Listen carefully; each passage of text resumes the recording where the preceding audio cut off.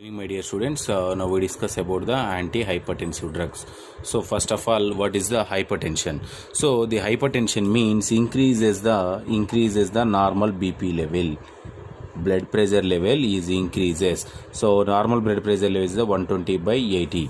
So the 120 by 80 is increases up to this up to normal level is known as a hypertension. So decreases the BP is known as a hypotension. So the hypertension is treated by with the using of this particular antihypertensive drugs. So antihypertensive drugs are treatment of the hypertension is called as a antihypertensive drugs.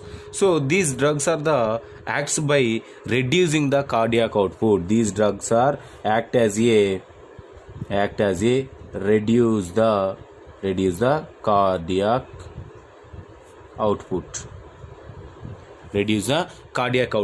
So and the next one, reduce the total peripheral resistance without correcting the causes, and especially decreases the cardiac output is known as a antihypertensive. And the next one, the antihypertensive drugs are the antihypertensive drugs are used for this particular hypertension. So what are the different types of drugs are available for antihypertensive drugs? So it classified into several types. One is the number one classification, beta adrenergic blockers. Beta adrenergic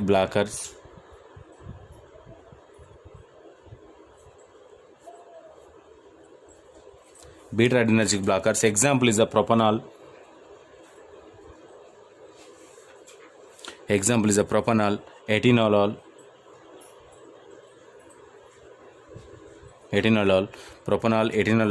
and labetalol, and the next one, carvedilol.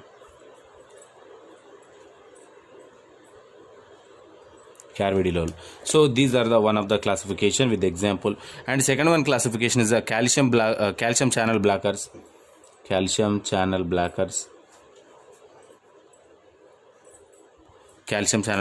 What are their calcium channel blockers? Is verapamil,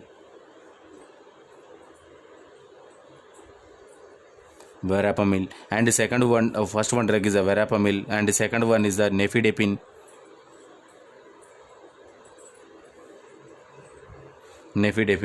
and amlodipine.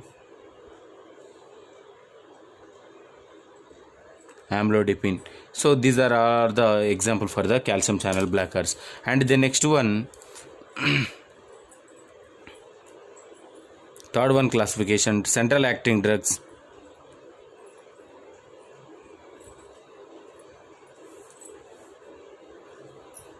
The central acting drugs is an example. What are the different types of drugs are involved in their central acting drugs? So in here is a clonidine,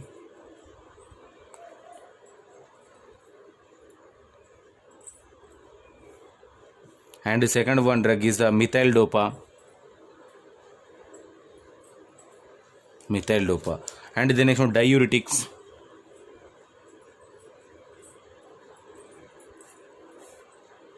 Fourth one classification, diuretics. Example is chlorothalidine,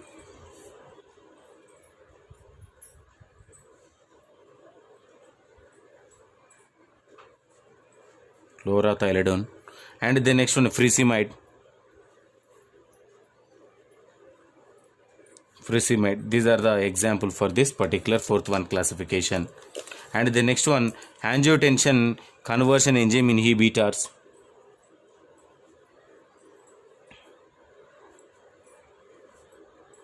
Angiotensin conversion inhibitors.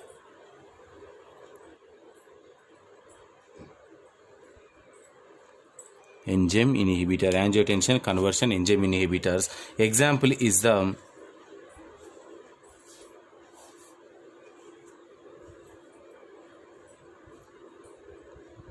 candistatin, and the next one, losartan. Example. These are the drugs, are some drugs and some classification of this particular antihypertensives. So in here, so first we discuss about the beta adrenergic blockers is a propranolol. propanol drug. So the propanol drug is the what is the propanol drug? The propanol drug is what is the first of all dose. This drug is orally administered. This drug is administered through orally, and the next one sometimes it is administered through IV route also. IV route also. Dose is this dose is for example the dose 100 mg twice a day. Adult dose is 100 mg per a day 2 times. Per a day 2 times, and the next one 100 mg per a day 2 times. And what about the children dose? 100 mg per a day, 100 mg per a day only. So this one is administered 2 times per a day, 2 times administered. So each one dose 50 per a day only, 100 mg for children dose. And the next one what is the contraindications? Contraindications is the hypersensitivity patients. Number one is the hypersensitivity patients, and the next one it is bronchial asthma patients. Bronchial asthma, and then some pregnancy, lactation, diabetes, renal diseases. These are all the contraindications. And the next one, what is the pharmacokinetics? This drug is administered through maximum orally and distributed through the blood and body fluids, and a cerebrospinal fluid also. And the next one, this drug is excreted through metabolated in the liver, excreted through as a urine. And the next one, what is the half-life of this particular drug? The beta adrenergic blockers, especially the propanol is mainly half-life is 8 to 12 hours. 8 to 12 hours. And the next one, what is the mechanism of action? So mechanism of action, it is this particular decreases the blood pressure, BP, blood pressure, evaluate the plasma renins, and reduce the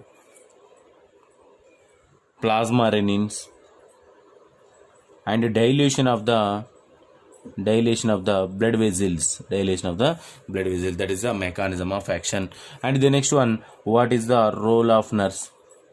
So role of nurse is the first of all this to assess the edema in legs,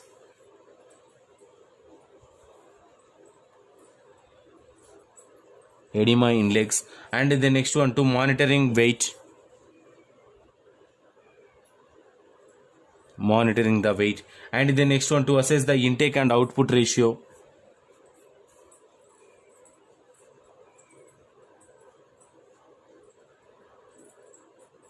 To intake and output ratio. And the next one, the drug is givenly oral dose only.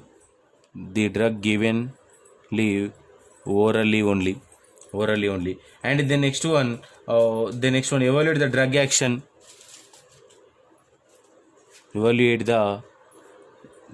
action. And therapeutic activity.